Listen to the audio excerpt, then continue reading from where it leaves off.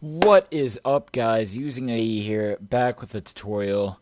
It's been a while since I did one of these. I've tried, I guess. I'm not gonna lie. I've tried a lot to do a lot of these tutorials, and it just never really falls through the way I want it to. But I mean, here it is. This is a tutorial over the particles that I used in my Rise a Dare editing entry. As you can see right here, there's a bunch of green particles in the air behind a rotoscoped intervention that I had of the clip. I just duplicated the clip, rotoscoped out the intervention, so it has a little more depth in it.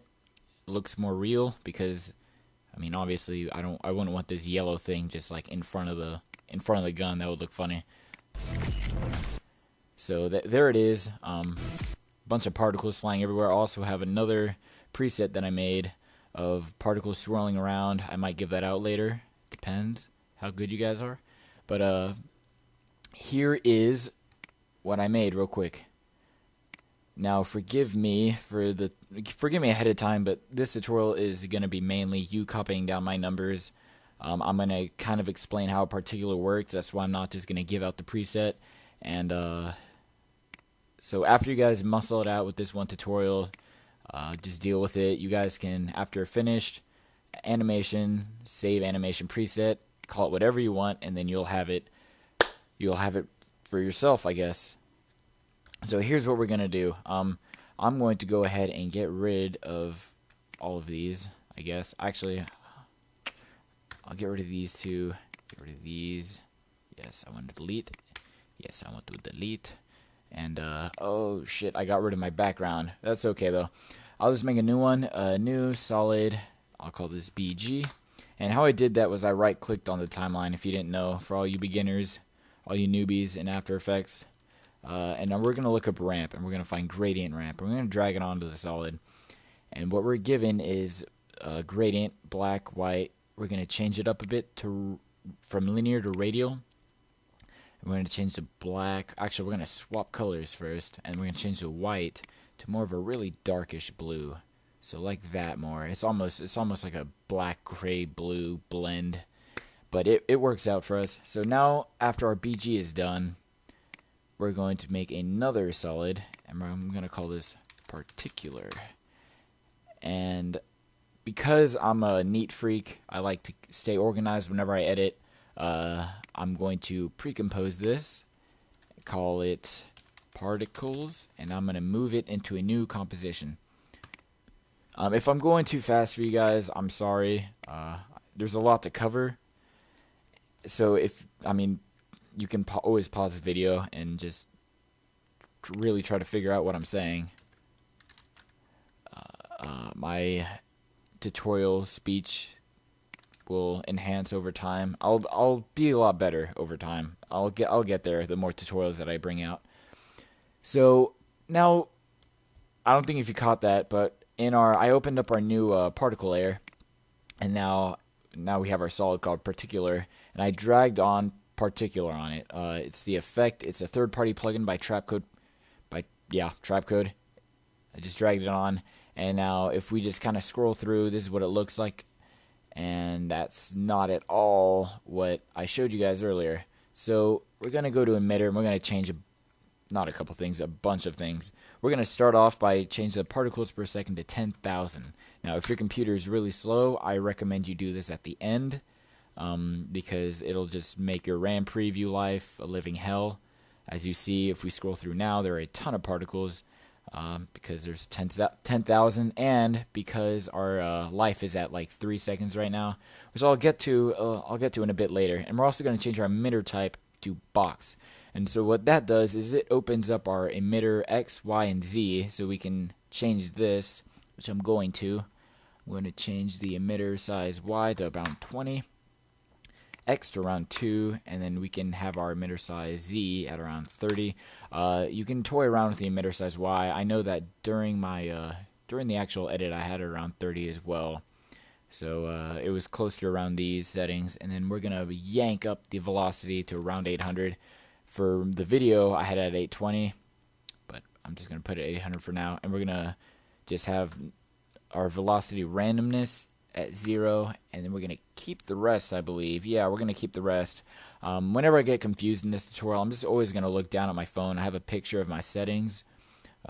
So yeah, if I ever pause, that's probably what I'm doing, just looking at my phone.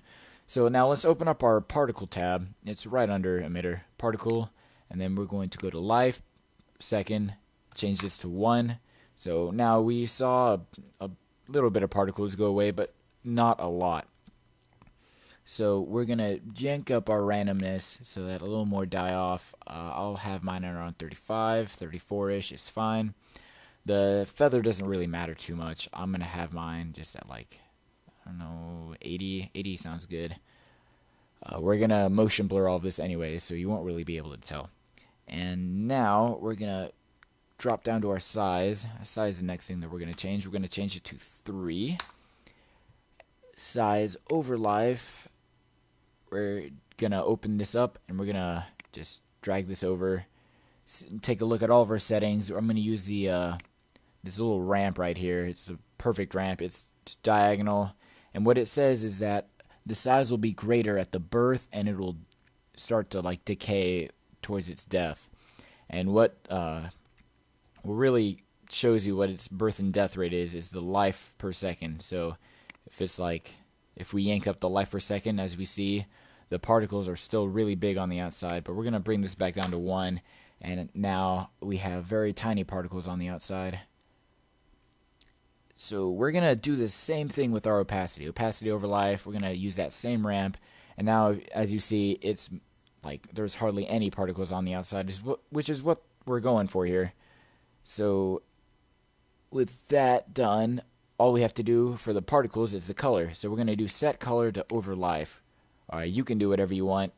This is where you can be creative. I did over life, and we're going to open up color over life, and I made my colors in here. I made it more of a purplish, and I had like a red. You can't really see because the intervention's over it, but it was kind of like that. Kind of, I would say this is close, the closest preset that you'll find. And so we're going to be done with our colors now.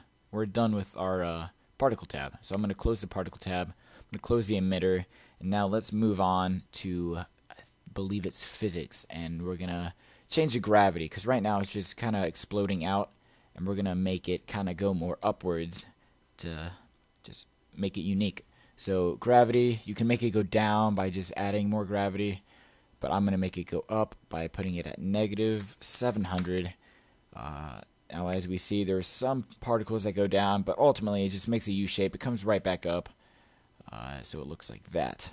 And now we're going to open up our air tab, and this is where we can add some really nice animations to the particles to make it not look so linear. So I am not too familiar with this. I kind of just did my thing, toyed around with it, as you should. I don't recommend just using my settings. Have some fun. I spent a lot of time doing this to make this effect, so hopefully you can make something maybe even better. So first thing that we're going to do is we're going to open up air. I usually talk and keep going. I'm sorry about that. We're going to open up air and open up turbulence field, and the effect size is going to be at something completely different than 30, but you're going to want to change it to 30. And our effect position, you can just put it whatever for the sake of the tutorial, because I don't really know what these two do other than change it around, make it look cooler. I put the position to 250. I know what the size does. It makes some particles bigger than the other, but I mean, what you gonna do? So we're gonna leave most of the other settings the same. I'm gonna bring up the complexity. You don't really have to, but I'm going to. I just doubled it to 6. And one other thing we're going to do is to add some animation. If you look at the Y offset, this really makes it twirl around. What I did, I believe, was I alt-clicked it. So hold alt and click the stopwatch next to Y offset and click time times, not 8, the time sign, dash 500. And I didn't mean to click enter, but I mean just click off, and then you'll have this, I think it's like a Wiggler equation, I don't really know, but it's not, I'm freaking crazy. It's expression. There we go, an expression. Ah, jeez, it's been a while, guys. I'm sorry. But what we see now, what we have now, is it kind of shakes around while it moves up, and the animation looks cool. It looks a lot less linear than just particles moving up like how we had it earlier. So, yeah. So let's move on to the next part. I think we're done with air. I believe so. So let's close physics, and let's go on to visibility. And I actually think I didn't do anything with visibility, actually. We're going to go straight to rendering, sorry. And we're going to add some motion blur. So we're going to do motion blur. It's going to say comp settings. Change it to on. And look at that. Oh, it's beautiful. Oh, all these particles. They don't look like spheres anymore. They look more like little lines, which is what I was going for, which is what I really like about motion blur. This is why we have our velocity set so high, because I mean, obviously, the more velocity, the more motion blur. That's how the term motion blur came to effect. But if we drop this down, we can see we have. It kind of looks like a little flame, actually. That looks pretty cool. But let's bring it up a little bit. See, it still looks like little. These are still streaky, but ultimately, the lower the velocity, the lower the motion blur is going to be. I don't know how I put these title action safe on, so I'm gonna take that out.